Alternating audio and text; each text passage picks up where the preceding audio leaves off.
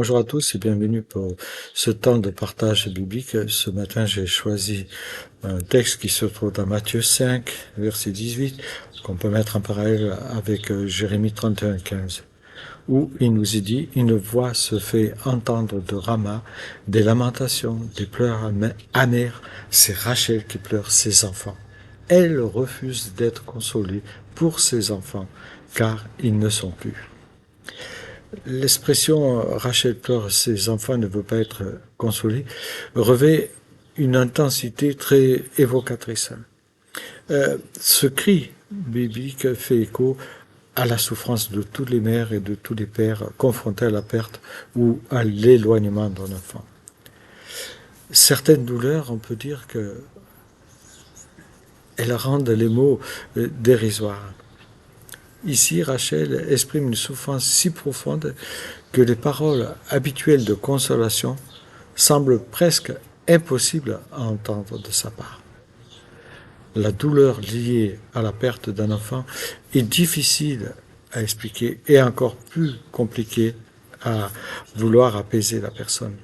Ce texte m'a rappelé la tragique histoire du chanteur Eric Clapton. Selon le récit de sa compagne, Laurie Del Santo, la veille de l'accident, Eric avait passé une journée exceptionnelle, seul avec son fils Connor, et il l'avait amené au cirque, et ils s'étaient régalés tous les deux. Et il aurait dit qu'il comprenait enfin ce que signifiait être père et qu'il voulait désormais s'occuper de son fils.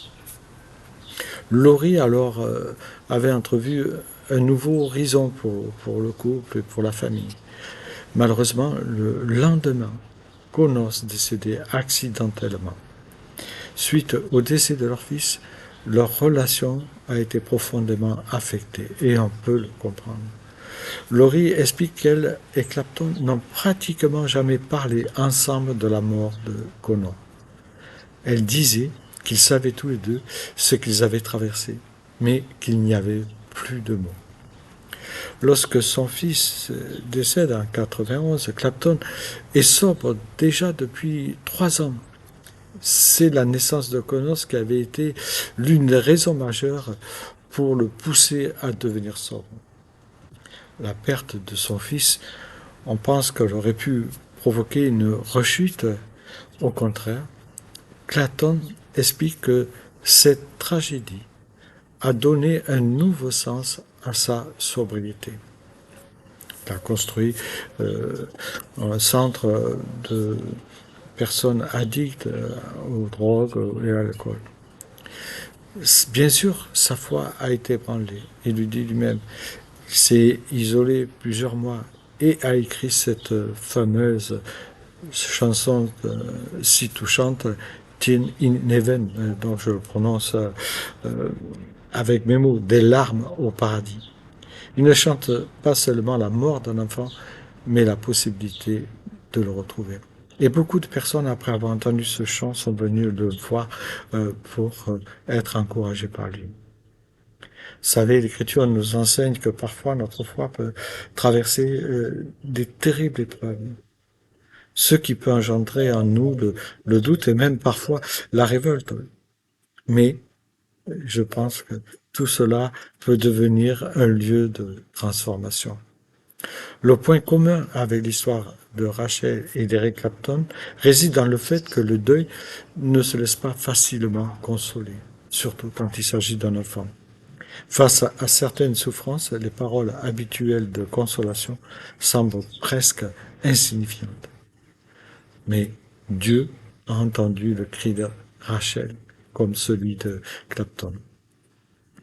Car la foi ne signifie pas que nous pleurons plus, mais elle signifie que même au cœur de nos larmes, de notre détresse, Dieu demeure présent et porte avec nous ce que nous ne pouvons plus porter ou supporter. La Bible ne cherche pas à minimiser le deuil. Elle dit pas à Rachel, sois forte, c'est la volonté de Dieu, accepte la situation, pense à autre chose, avec le temps ça passera, etc., etc. Elle le laisse pleurer Rachel. Et il est remarquable que cette parole soit conservée dans la Bible, où Dieu intègre les larmes, la colère, l'incompréhension, le refus de consolation. Et cela, nous le trouvons dans le propre récit de notre Seigneur. Rachel pleure ses enfants et refuse d'être consolée. Eric Clapton, quant à lui, pleure son fils et transforme sa douleur en une chanson intitulée « Des larmes paradis ».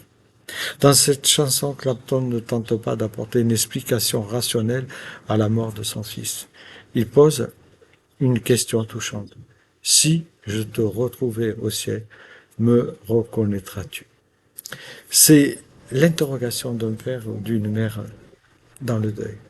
Dans les deux situations, nous sommes devant une douleur qui ne se laisse pas consoler. Et en tant que chrétien, la consolation ne consiste pas à chercher une explication à la perte.